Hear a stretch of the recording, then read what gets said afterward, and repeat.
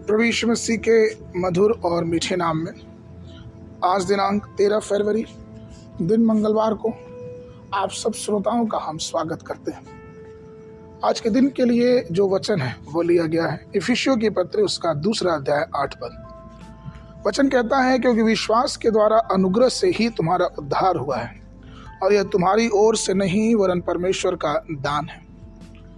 प्रियों, देखे कि अनुग्रह और विश्वास कैसे आपस में जुड़े हुए हैं। जब अनुग्रह और विश्वास एक साथ आते हैं तो हमें उद्धार प्राप्त होता है। मसीही पदयात्रा का पहला कदम उद्धार है, तो वहीं अंतिम चरण क्या है? यह मसीह के समान अपने जीवन को पूर्ण बनाना ही मसीही जीवन का अंतिम चरण है। अर्थात हम अपने जीवन में पूरी कोशिश करते हैं कि हमारा चरित्र, हमारा चाल चलन मसीह के स्वभाव के समान होने पाए। अनुग्रह ईश्वर का उपहार है और विश्वास ईश्वर की कृपा है जो हम मनुष्यों को भेंट में दी गई है।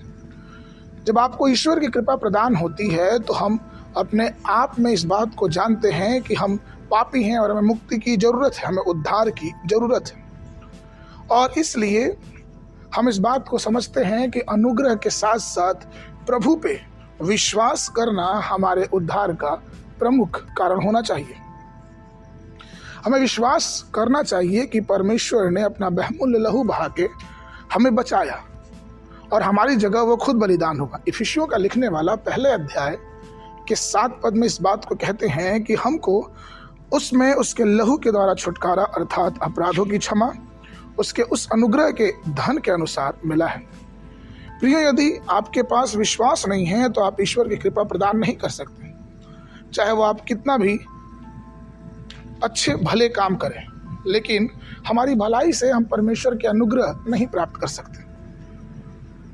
हम में से कई लोग ये बात मानते हैं कि अच्छी जीवन जीना, बच्चों की देखभाल कर लेना या फिर अनाथ बच्चों को संभाल लेना या विधवाओं की सहायता कर लेना हमारे जीवन में परमेश्वर के उद्धार को लेके आता है, लेकिन ये सच नहीं है।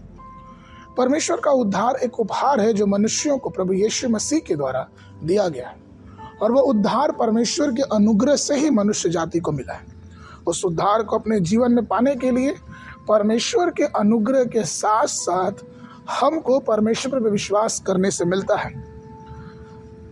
यदि मनुष्य अपने नैतिक जीवन से ही उद्धार प्राप्त कर लेता तो फिर अच्छे कार्यों और सामाजिक कार्यों के बाद लोग घमंडी हो जाते और परमेश्वर को जिस प्रकार से घमंड कभी पसंद नहीं है। इसलिए परमेश्वर ने खुद अपने आप को इस धरती पर प्रकट किया और अपने आप को बलिदान किया, जिससे हमारा और आपका उद्धार हो जो उस पे विश्वास लाते हैं। इसलिए अनुग्रह और विश्वास ये परमेश्वर की दया है कि परमेश्वर ने मनुष्यों पे अपना अनुग्रह किया और हम उसके कार्यों पे विश्वास करके अपने जीवन को अनंत जीवन का भागी बनाते हैं। पवित्र शास्त्र यूहन्ना की पुस्तक उसके 14 अध्याय के 6 पद में कहता है, यीशु ने उससे कहा, मार्ग और सच्चाई और जीवन मैं ही हूँ, बिना मेरे द्वारा कोई पिता के पास नहीं पहुंच सकता। और रोमियो की पुस्तक में पौलुस 6वें अध्याय के 23 पद में कहते हैं कि परंतु परमेश्वर का वरदान हमारे प्रभु यीशु मसीह में अनंत जीवन है। प्रियो, परमेश्वर के अनुग्रह को ग्रहण करें और विश्वास के साथ अपने उद्धार में प्रगति करते जाएं।